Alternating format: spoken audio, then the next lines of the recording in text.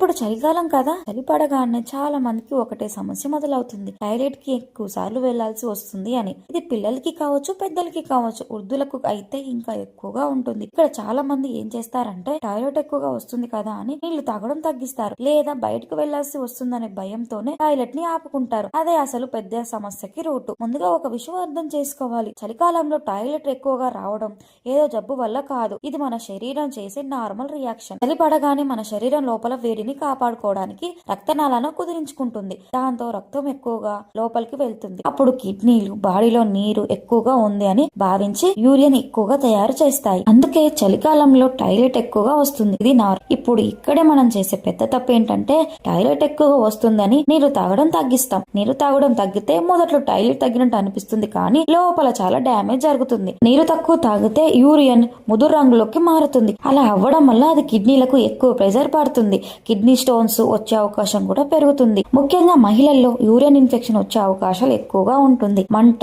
నొప్పి, టాయిలెట్ కి వెళ్ళినప్పుడు మంట, ఇవన్నీ మొదలవుతూ ఉంటాయి. ఇంకో సమస్య ఏంటంటే నీరు తక్కువగా తాగితే మలబద్ధకం కూడా మొదలవుతుంది. చలికాలంలో చాలా మందికి టాయిలెట్ సరిగ్గా రావడం లేదని కూడా కంప్లైంట్ చేస్తూ ఉంటారు. దీనికి మెయిన్ రీజన్ ఏంటంటే వాటర్ తక్కువగా తాగడం వల్ల మనకి చలికాలంలో కూడా మలబద్ధకం ఏర్పడుతుంది. ఇప్పుడు ఇంకో అలవాటు ఏంటంటే చాలా మంది టాయిలెట్ ని ఆపుకుంటారు. బయట ఉన్నాం, చలి ఉంది, ఇప్పుడు వెళ్ళాంలే అని ఆపుకుంటారు. టాయిలెట్ ని ఆపుకోవడం చాలా డేంజర్ అలవాటు. ఎందుకంటే యూరియన్ ని ఎక్కువసేపు బ్లాండర్ లో ఉంచితే బ్యాక్టీరియా పెరుగుతుంది.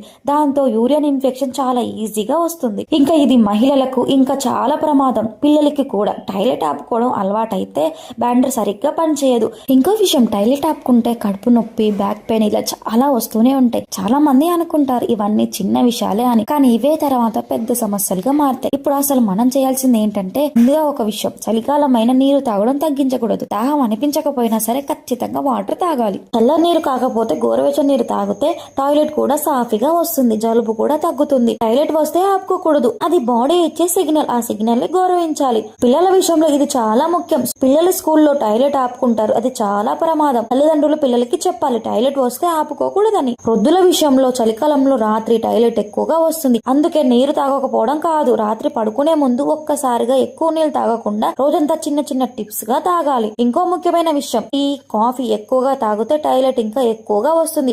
చలికాలంలో టీ ఎక్కువగా తాగే అలవాట్లు కొంచెం తగ్గించుకుంటే మంచిది. శరీరం మనకి ఎప్పుడు అబద్ధం చెప్పదు. టాయిలెట్ వస్తుంది అంటే ఏదో కారణం ఉంటేనే వస్తుంది. దాన్ని అణిచివేయడం కాదు, అర్థం చేసుకోవాలి. ముఖ్యంగా చలికాలంలో నీరు, టాయిలెట్ ఈ రెండింటిని సరిగ్గా హ్యాండిల్ చేస్తే చాలా ప్రాబ్లమ్స్ ముందే ఆగిపోతాయి. సో ఇదండి ఈ రోజు మన హెల్త్ వీడియో. ఈ వీడియో కానీ మీకు నచ్చినట్టయితే ఒక లైక్ అండ్ సబ్స్క్రైబ్ చేసుకోండి. Thank you for watching.